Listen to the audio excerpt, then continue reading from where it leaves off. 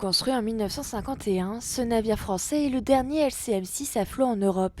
Cette copie fidèle des navires américains conçus pour le débarquement en Normandie est en cours d'expertise pour être rénovée afin de lui redonner son aspect d'origine. Il y a déjà un gros travail de rétroconception pour retrouver comment le bateau a été construit en le constatant directement dessus.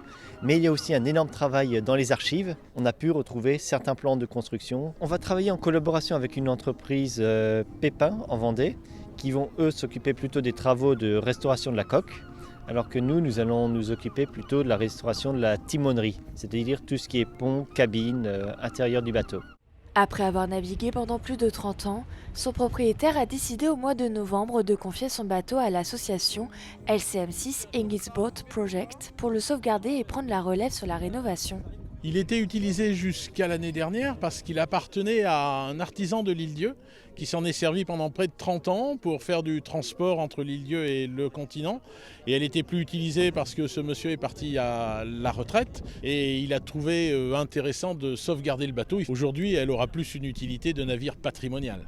Un patrimoine que l'association compte bien préserver afin de transmettre une partie de l'histoire. Ce navire avait la particularité d'être construit avec un fond pratiquement plat pour pouvoir se poser grâce à un faible tirant d'eau durant la Seconde Guerre mondiale. Ce qu'a dit le général Eisenhower, qui était le chef des forces alliées, si ce bateau n'avait pas existé, la stratégie militaire aurait été complètement changée. Et effectivement, c'est ce qui a fait le débarquement. Ça a fait la force du débarquement, où qu'il soit, ça a été ce bâtiment. C'est pour transmettre le devoir de mémoire, pour sauver un patrimoine. Ça sera la seule en Europe qui naviguera. Donc ce serait vraiment dommage que ça finisse en parc à ferraille. Et puis en plus, transmettre quelque chose qui a existé, c'est notre passé, ça fait partie de notre histoire. Les travaux de rénovation sont estimés à plus de 50 000 €. Ils débuteront à partir du mois de novembre. L'association espère que le navire soit prêt en mai 2024, avant les 80 ans du débarquement de Normandie.